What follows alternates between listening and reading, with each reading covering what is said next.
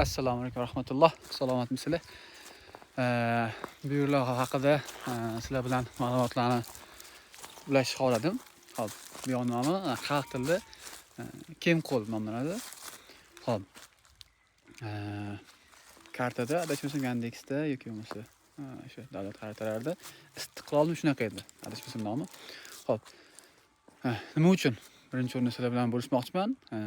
Pirimqul Qodirov haqida ko'pchilik eshitgan menimcha. Adabiyotda o'qiganmiz, maktab vaqtlarida. Shuni adashmasam Yulduzli tunlar degan romanlari bor edi. O'sha inson shu yerda, shu qishloqda tug'ilib, shu yerda o'sganlar, ijodlari asosiy shu yerda bo'lgan. Hozir menda internet yo'q edi, shuning uchun ko'p ma'lumotlarni o'qib esimdan chiqdi ko'p ma'lumotlar. Endi noto'g'ri qolmasin deb sizlarga aytmayman. Google'ga Pirimqul Qodirov yozib ma'lumotlar olsanglar bo'ladi. Adabiyotda ko'p hissa qo'shgan. Xo'p, bu qishloq Toshkent, o'zimiz Toshkent viloyati Bekoboddan taxminan 90 kilometr atrofida joylashgan. Bilsanglar, SSR parchalanishidan oldin bu yoqda Turkiston bo'lgan, parchalangandan keyin o'sha davlatlar bo'lib tashlangan, to'g'rimi? Qozog'iston, Tojikiston qilib, hokazo. U vaqtda hamma birga yashaganligi uchun ham chegaralar bo'lmagan. Mana hozir chegara bilan ba'zi muammolar ham bor. Ba'zi misol uchun Qozog'iston bilan Qirg'iziston bilan Tojikiston o'rtasida shunaqa ozgina muammolar joylari bor. Plus chegara bo'lmagan, chegara qilingan, keyinchalik o'sha qarindosh bo'lganlar uzilib qolgan. Orada ma'lum bir siyosiy vazifa nima deydi? Siyosat shunaqa bo'lgan orada. Misol, bu yoq ham to'liq o'zbek millati. Hudud jihatidan Tojikistonga kiradi. Lekin ko'rsanglar hamma o'zbeklar. Bu yoqda O'zbekistonga aholini, qishloqni 350 plus taxminan xo'jalik bor ekan. Hamma millati o'zbek. Tojikiston hududida bo'lgan bilan qadriyatlari O'zbekistonda o'sha aytgandek Guliston, Bekobod, Obi taraflarda qarindoshlari ko'p. O'sha qudandalar bo'lishi mumkin, aka-ukalar bo'lishi mumkin. Orada bir oldingi prezidentimiz davrlarida uzilib qolishgan. Aholi ko'p qiynalishgan. Aholi bilan gaplashsa ham aholi o'zi biladi, ko'pchiligi.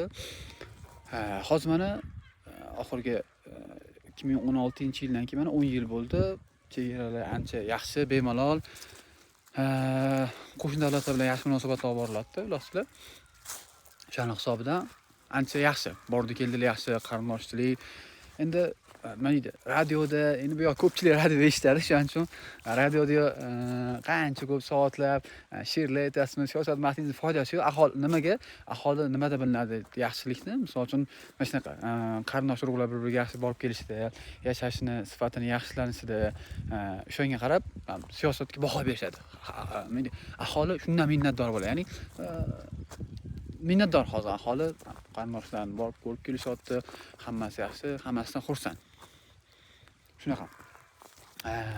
Bu yoqda havo anchagina sovuq bo'ladi.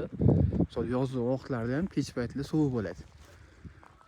Ko'rsanglar, mana tog'larni qaranglar. Qor qarib turibdi. Bugun 22-mart bahor. Lekin mana yomg'ir yog'yapti. Men ko'p bu yoqda tog'ga ko'p chiqardim. Mana tog'larga ko'p chiqardim hozir. Bu yoqda qorlar ko'rasizlar. Nega? Chunki tabiat, ya'ni Alloh yaratgan tabiatni bu qadar nima deydi? Bepoyonki, Allohning yaratgan narsalar haqida aql yurishga ancha buni kuchini his qilasizlar. Ya'ni misol uchun aytaylik, misol namoz insonlarga buyurilgan. Bu tog'larga chiqqaninglarda misol uchun hamma yoq tinchlik. O'zini tog'ga chiqasizlarda shunchaki kuzatib o'tirsanglar, tabiatning o'zini qonuniyatlari bor-da, tushuntira olaman. Ya'ni Alloh taolo boshqa maxluqotlarga buyurgan qonuniyatlar hammasi shu ma'lum bir qonuniyatlar asosida yashaydi. Faqatgina insonga jinlarga nima berildi? Aql berildi. Aslida bu ham buyurilgan qonuniyatlar asosida yashash kerak, lekin o'zlari qonuniyatni olib o'sha bo'yicha yashashadi. Nima demoqchiman? Ya'ni bu yerlarda tabiat kuchini his qilasizlar. Ya'ni bu tog'larni kuchini his qilasizlar. Ya'ni Allohning u qadar buyukki, misol men oxirgi marta anaqada dengizda diving qilgan vaqtimda juda ajoyib bo'ldi. Qanaqa? Dengizdan 20 adashmasam 20 metr pastga tushgan vaqtimda misol maxsus apparatlari bor. O'shanda ham dengiz tagida bu baliqlarni, bu korallarni yoki bo'lmasa o'sha yerda bosimni o'zini qanaqadir bir qonuniyatlarni his qilgan vaqtingizda, ana ba'zi ozgina qo'rqib ketasiz. Juda ajoyib. Ya'ni inson hech nima emasligini o'sha yerda yana his qiladi. Buni baribir odam ba'zan nima deydi? Bizani kapitalizmda tuzumida yashaganligimiz uchun kapitalizm dunyo baribir kapitalizm qurgani hozir. Juda tez, xuddi charxpalaga o'xshab juda tez aylanadi. Biz o'sha ichidagi bitta aytimizda, o'shaning ichida tez aylanamiz. O'shaning hisobiga kundalik ishlarimiz, erta turgandan kech payt bo'lgancha vaqtimizni ko'pimizni bir xil fikrlamasdan, misol uchun kechagi kunimizni, undan oldingi o'tgan kunimizni ham ba'zida eslolmay ham qolamiz, e'tibor berganmizlar, bir xillik bo'lganligi uchun ham. Balki fikrlashga ham balki ehtiyojimiz qolmasligi mumkin. Shunaqa. Endi bu yo'lda misol uchun siz o'zingiz tog'ga chiqib ketdingiz yolg'iz. Yoki bo'lmasa she'rlar bilandir chiqib ketdingiz yolg'iz. Bu yo'lda sizda qanaqadir mana misol uchun menda hozir xohlasam ham antenna yo'q. Buni iloj imkonini qilsa bo'ladi, men o'zim xohlamayman. Ya'ni bu narsalardan uzoqroq bo'lib, bizning miyamizni sal boshqa tomonlarni fikrlash uchun bu ancha kerak odam. Ya'ni men misol uchun 28 ga kirdim. Mana nimalar o'tdi orqalab tomonda, mana oldindan nimalar kutyapti, o'zi nima uchun yaratilgan edi, nima qani shuning uchun yarashyapmanmi degan savollar paydo bo'ladi. Keyin o'zingizga javob topishga harakat qilasiz. Shunaqa. Yaxshi she'rlar bo'lsa, ham suhbatlar bo'lsa, she'rlar bilan yaxshi suhbatlar qurasiz yo'da. O'zimlarning podkastlarni balki shunaqa joylarda olish kerak edi. Tabiatda odam yaxshi ochiladi, yaxshi suhbatlar ketsa kerak, Alloh xolam. Balki dodiki insonlar bilan olib ko'rish kerak podkast. Mana shunaqa gaplar. Xo'p, bu yerda aholi qanaqa? Misol uchun ko'rayotgan bo'lsanglar, hamma o'zini nimadir ish bilan ovora. Bo'lsa, mana bu itlar yosh bolalar qo'y boqishyapti mana. Bular kichkinada hali bolalar. Ko'rasizlar? Mana qo'ylar, echkilar.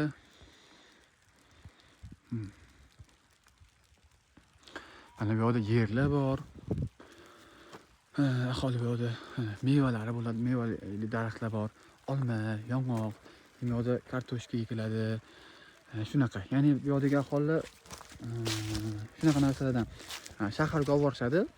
Bularni o'zlarining shahar taxminan bozorlar bor, Shahriston deyiladi, keyin O'ratepa deyiladi, katta rayonlar.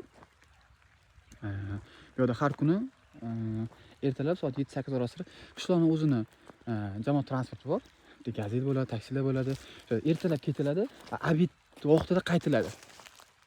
Obed vaqtida qaytiladi. Obeddan keyin ko'pchilik bu yoqqa shahar tomon chiqmaydi.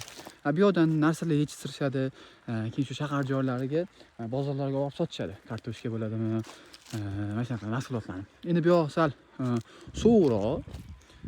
Misol bu yerda mana qishloq xo'jaligidan xabardorlar bo'lsa biladi. Bizda havo issiq bo'lgani uchun misol oddiy beda ekiladigan bo'lsa, bularda mol qo'y qilishadi, mana aholi o'zlari go'shtlari o'zlari iste'mol qilishlari uchun o'zlari olishadi. Xo'p, sovuq bo'lganligi uchun narsalar kechroq pishadi. Ya'ni olma bo'ladimi, yoki bo'lmasa kartoshkalari bo'ladimi, kechki deyiladi, kechroq pishganligi uchun. Shu hisobiga kechroq bo'ladi. Keyin olib sotishadi. Aholi bir qismi, bir qismi, lekin ko'p qismi ko'rasizlar, tog'larda bitta uylar bor. Qaranglar. Aholi tog'ga chiqqan, ya'ni pastlikda joy qolmaganligi uchun. Xo'p, ko'p qismi Rossiyada. Tutrolim mana oxirgi bo'lgan siyosiy muammolar bor-ku, to'g'rimi? Rossiyada muhojirlarga faqat eshitamiz, faqat tojiklar emas, o'zbek, qozoq birodarlar Rossiyaning ko'p qismini tashkil qiladi bo'lsak, muammolar bor-ku. Lekin endi nima, misol uchun bu yoqda qishloqning o'zida ish kam. Baribir aholi yoshlari bo'lib ham ko'pchilik qismi shu joylarda tirikchilik qilishadi. Kim bu yoqqa ish yo'q vaqtida kelishadi, yana o'sha uydagi ishlarni qilishadi, to'y qachon bo'lsa qilishadi, keyin yoshlar yana ketadi. Tushunsizlar. O'zimizda ham, O'zbekistonda ham qishloq joylarda ish kam bo'lgani uchun shahar joyiga kelishadi. Yoki bo'lmasa o'sha Rossiyaga qurilish bo'ladimi yoki boshqa ishlar, shu ishlarga ketishadi. Shunaqa gaplar, o'rtoqlar. Endi video olishni maqsad qilmagan edim. Shuning uchun menda shunaqa tayyorgarlik yo'q edi. Mikrofonni olib qo'ydim. Prosta men ko'p kelib aylanib ketaman joylarga. Sizlarga ham qiziq bo'ladi degan maqsadda she'r qilib qo'yaman. Xo'p, mana bu tog'i tagida o'rtoqlar, ikkita katta lager bor. Ikkita katta lager bor. Endi bu lagerlar SSR vaqtida qilingan. Yo'da ishchilar kelib dam olib ketilgan ekan. Zavodlar bor, Bekobodda zavodlar bor, katta sement zavod bor, 2-3 ta katta metall zavod, o'sha zavodlar bor. Endi oldin chegara bo'lmagan-ku. Bekobodda o'sha ishchilar, zavod ishchilari uchun qilingan ekan bu yoqdagi lagerlar. Hozir deyarli faqatgina Tojikistonning o'zini odamlari ba'zi bir o'sha dam yozda kelishadi ko'proq. Yozda bu ancha salqin bo'ladi ekan-da. Hozir ancha sovuq bu yoqda. Bu toz hayvonot bog'i qilib qo'yibdi. Kelib hozir ham dam olsa bo'ladi. Lekin oldin juda ko'p gullab yashnagan deyshadi yoni. Odam ko'p kelgan ekan oldin. O'zbekistondan ko'p kelgan ekan, chunki isi vaqtida, misol uchun qanaqa bo'lgan? Ba'zi joylarda nima deyman, misol uchun O'zbekiston paxtaga ixtisoslashtirilgan, to'g'rimi? Shunaqa bo'lib tashlangan-da. Misol uchun bu yoqda tabiat yaxshimi? Lagerlar qilishganda, keyin lagerga o'sha misol uchun O'zbekistonning qayta zavodlarida bu yoqqa dam olib ketishgan. Tushunsizlar? Mana misol uchun bor u G'azalkin tomonlarga borsanglar yoki Chimyon tomonga borsanglar, ko'pchilik qozoq birodarlar. Ya'ni chegaralar bo'lmagan uchun aholi shunaqa qolib ketgan-da. Ya'ni misol bu yerda juda ko'p o'zbek qishloqlar ko'p, juda ko'p. Shunaqa gaplar. Qanaqadir bilmadim. Rasman balki o'ylab ko'rish kerakdir. Bu yoqdagi aholi bilan ham podkast olishi ajoyib bo'lsa kerak. Nimasi qiziq? Menga misol men ko'p suhbatlashaman yo'ldagilar bilan. Anaqada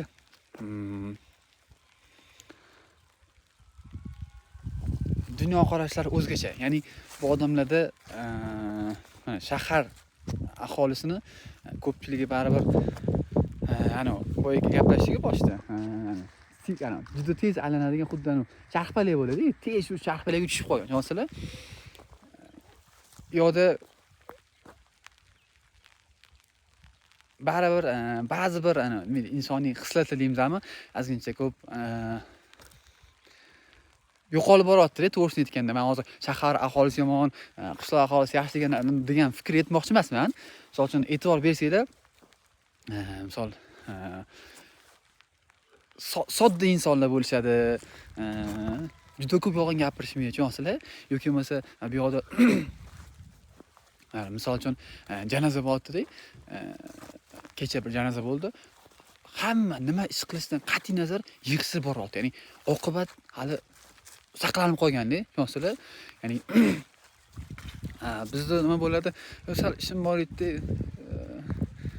Bu bor edi. Shunaqa ko'p bolalarimiz bor. Ishlarimiz tugamaydi shaharda. Bu yoqda nimadir muammo bo'lsa, yaxshi kunlar bo'lsa, hammaligi birga tez yig'ilishadi. Shunaqa. Mehr oqibatli, juda kuchli. Yana nima pluslar bor bu yoqda? Bu yoqqa kelsanglar, men o'ylayman, shart bu yoqni o'zini tabiiy narsani yeb ketish kerak. Misol uchun oddiy yana esnashib dediz, bu yoqda anaqa qilishadi. Misol uchun tuxum. shahardan kelishadi o'zi yig'ib yuradigan tadbirkorlar bor. Tuxumlarni olib kelishani, tovuq, shu yerda katta bo'lgan tovuqlarni, tuxumlari, jaydar tuxum deydi. Do'konga kirsanglar, shahar joyda qimmat. Bu yerdan arzonroq olishadi. Shu narsalar keyin mana ko'rasizlar, qo'ylari, mollari tog'da katta bo'lib o'tdi. Men o'zim yosh tog'ga ko'p chiqardim. Misol do'konlarda aptekalar sotadigan kiyik o'tlari bor. Bu yerda tog'larning o'zi bor. Buni demoqchiman.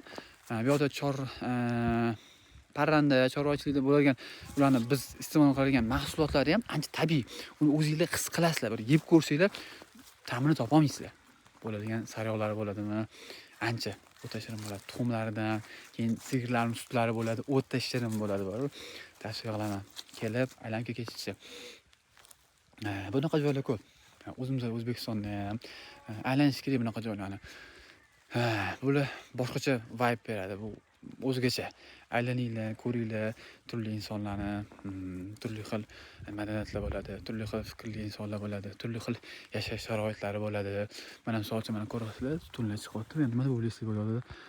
Qanaqa qilib isitishadi yo'qlarni? Bu yerda atapleniga suv suygan narsalar bormi? Masalan, qiziq-da, aylanish kerak bu yoqdan. Mana qarang, tutunlar chiqyapti mana. Mana. Ko'rasizlar? Bu yoqda o'tin yoqishadi mana. O'tinlar bor. Va yo'q, yana bitta narsa. Mana ko'rasizlarmi? Buni ko'pchilik bilmasa kerak. Bu tappi deyiladi. Bu nima? Mol qo'ylarni bitta joyga qamab qo'yishadi, o'shanda go'nglari yerga tushadi. Undan keyin suv bilan aralashib taralashadi. Bu ko'p. O'zbekistonda juda ko'p joylarda hali ham yoqiladi bu.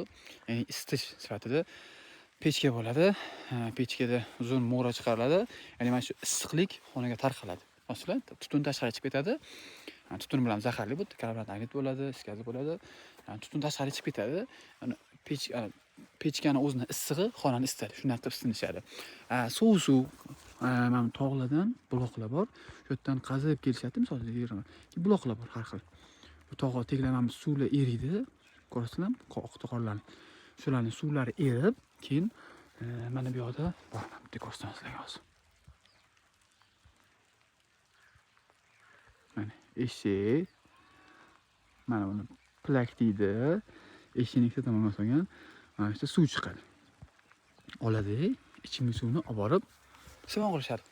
Suvi o'ta shirin. Masalan, to'g'ri ba'zi joylarga borsanglar, viloyatga borsanglar, suvlari sho'rroq bo'ladi.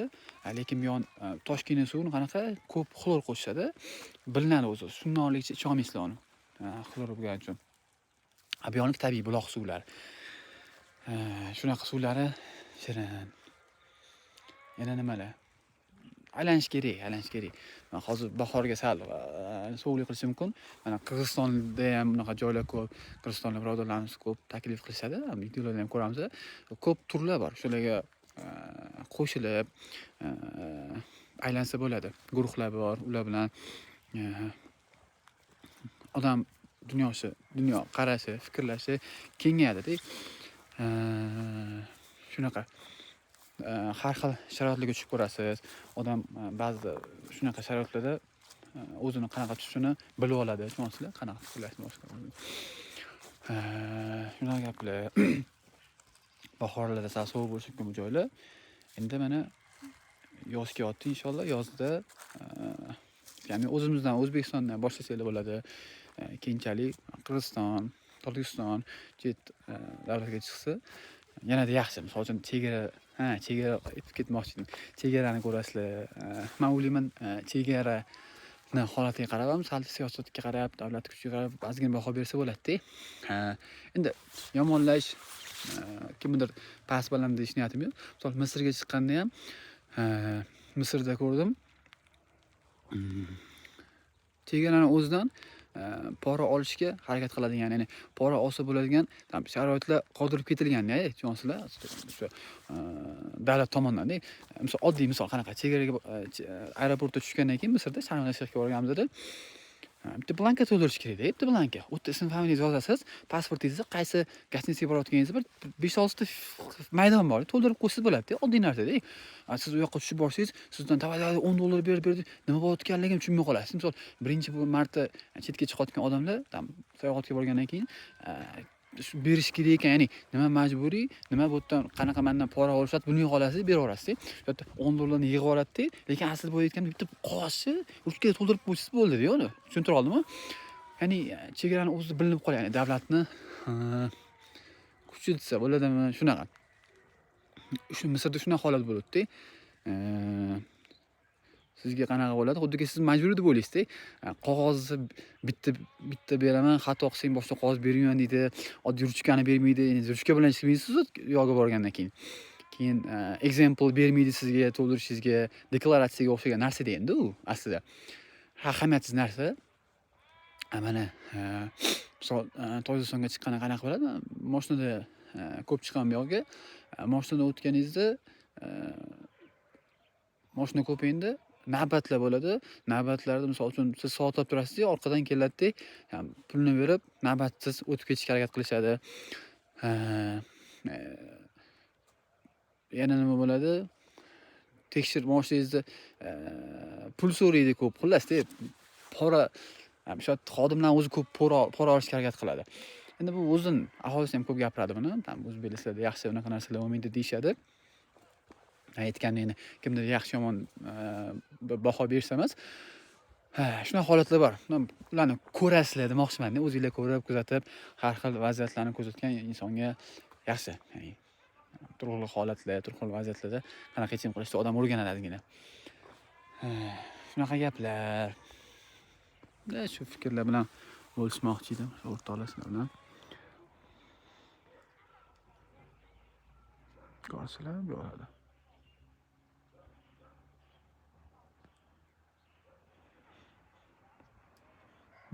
Yere haydashgan, bu yoqda endi menimcha kartoshka kelsa kerak, Allohu a'lam. Bu yoqdan o'rtani ko'rasizlar, shag'al, sel oqadi. Keyin e'tibor bersanglar, juda ko'p teri daraxtlari bor. Ko'rsam, teri daraxtlar. Bu teri daraxtlar nima qilishadi? Quriladigan uylarda o'zlari ishlashadi mana. Terini ishlashadi o'zlari. Keyin sotiladi ham. Sotiladi. Mana mol, qo'y ko'p qilishadi o'zlari. Yerlari katta-da. Lekin manaqa joylar qilib o'zlari qishloqda yashaydigan birodarlarimiz bo'lsa bilishadi. Somon, beda, press deydi buni. Buni quyosh batareykasi bor ekan. Yo'lda antena bor. Antena. Havo bulutli. Obeddan oldin peshin vaqtigacha opto chiqib turadi bu yoqda. Bahor kunlari, keyin yomg'ir ko'p yog'adi bu yerda. Bahorda. Mana bu yoqda archalar ko'p. Ko'rsizlar? Orasida archalar.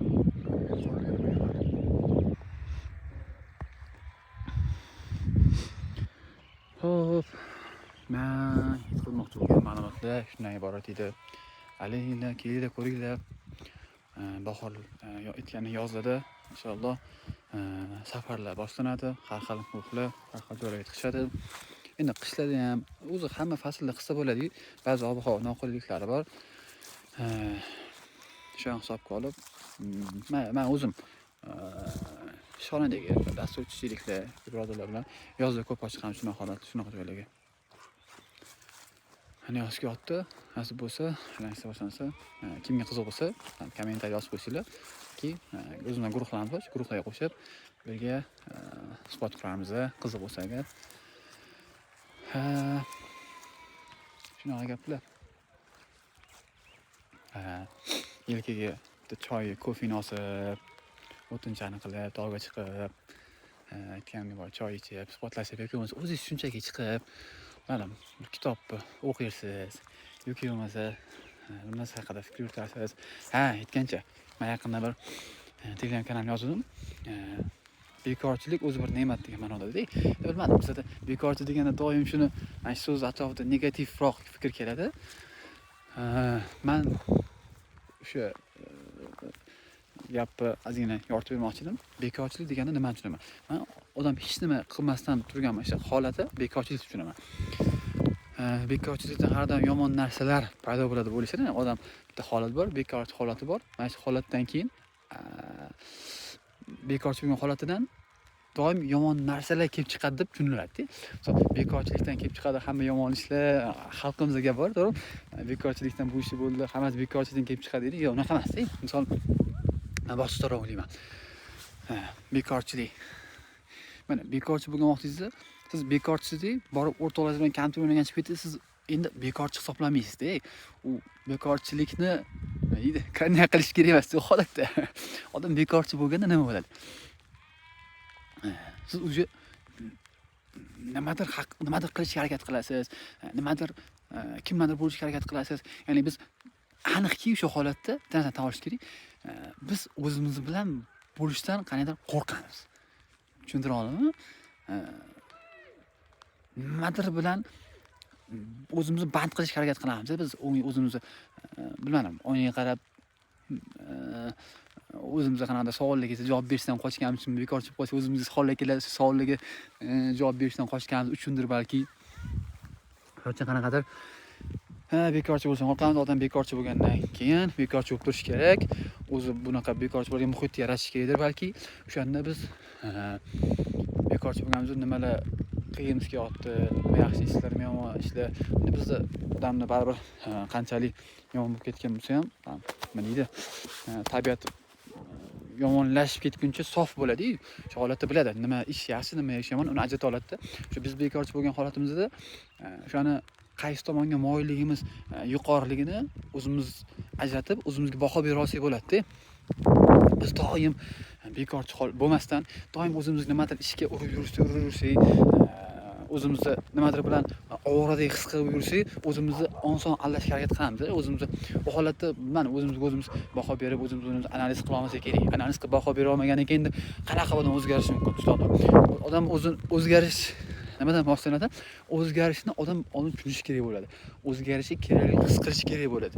Bu narsalarni tushunmagan odam qanaqa o'zgarishi mumkin? Mayli. Taputi o'zgarib keta olmaymiz biz. O'zgarishimiz kerakligini tushunishimiz kerak. Nima uchun o'zgarishimiz kerak? Nimaga o'zgarish xohlayapmiz? Bu savollarga javob topa olishimiz kerak. Buning uchun bekorchi bo'lishimiz kerak-da. Bekorchi bo'lib mana aql yuritish Abdukarim ekan bir yaqinda bir videolarni ko'rdim. Guruhimga share qilib qo'ydim. Aql yuritish deganda nima? Adashmasam shunaqa misol aytgan edi. Misol uchun sizga aytsamki, qalam nima desam, qalamni vazifa desam, siz xayolingizga sira darhol keladigan narsa bu qalamda nimadir not qo'yish, yozish bo'ldi. Endi sizga aytsaki, qalamni bundan boshqa funksiyonallarda o'ylab ko'ring, buni funksiyonaligi haqida o'ylab ko'ring deyilsa, keyin siz o'ylashni boshlaysiz. Mana shu joyda proses boshlanadi, aql yuritish. Qalamni misol uchun qanaqadir oyna yopilib ketmasligi uchun o'sha o'xshamoqchi joyga qistirib qo'yish. Ko'rsa, qalamni bu qanaqadir bir obyekt modda, uni boshqa narsalar bilan qanaqadir munosabat haqida, uni o'zini qalamni boshqa holatlarda, boshqa funksiyonlar ishlatishni biz o'sha tafakkur qilamiz. Ya'ni biz miyamiz o'sha holatda o'ylashni boshlaydi, tushuntira oldimmi? O'ylash o'sha holatda boshlanadi. Thinking qilish boshlanadi. Miyani o'ylashga boshlash kerak, majburlash kerak. Bekorchi bo'lish kerak, o'rtoqlar, bekorchi bo'lish kerak. Ko'p ba'zi odamlar kitob o'qiy olmayman deydi-yu. Menimcha mana shunaqa tog'li joyga olib kelib qo'yish kerak-da. Keyin uni qo'lidan telefonni olib qo'yish kerak-da. Atrofida odamlar olmaydi, to'qqa chiqarib olish kerak. Ikkita kitob bilan beliga bitta nima deydi? Nonni bog'lash kerak deb beliga. Cho'ponlar shunaqa qilishadi. Suv olishadi, choy olishadi, beliga nonni bog'laydi, toqqa chiqib ketadi qo'yib yoqqani. Ular shunaqa holatga chiqish kerak-da. Bitta kitob bera olish kerak. Boshida kitob o'qib, xolab qoladi. Xul yurib zerikkani kitob o'qishni boshlaydi keyin. Yana nima? Ana shunaqa bekorchi bo'lgan odam yana bitta narsa zo'r foydasi bor, bilasan. Biz boya aytgandek, doim mana shu shaharli joyda kapitalizm ichida mana shunaqa yashab yurganimizdan keyin, tez charxpallarga joy yashaganimizdan keyin bo'lib ham social mediaga kirib ketaveramiz, bilasizlar. Qo'limizga telefon olamiz, kim ko'p foydalanadigan social mediada o'sha yoqqa borib kirib ketaveradi. Instagram bo'ladimi, u Telegram bo'lishi mumkin, u bilan LinkedIn bo'lishi mumkindir balki u doim o'zini bir o'ta kerakli odam his qiladi, bilasizlar. Mana shu kelinglar, telefonlarni o'chiringlar, shunchaki sizlar shunday dunyoni uzilinglar bitta. Keyin 2-3 kundan keyin qaytib boringlar. Shahar joyida turibdi. Qishloq joyida turibdi. Siz ham yashayapti. Tushuntira olaman. Biz o'ylaganimizchalik o'ta bir muhim odam emasmiz. Buni обязательно o'lganimizdan keyin his qilishimiz shart emas. Buni o'lmasdan turib ham bir uzilib olib bu joydan keyin yashaysak, biz ham qanchalik bizda ahamiyatlimiz bor, o'shanda bilsak ham bo'ladi. Tushuntira oldimmi? Shunaqa gaplar. Tabiatda ovozi, shularni bitta ovozi, keyin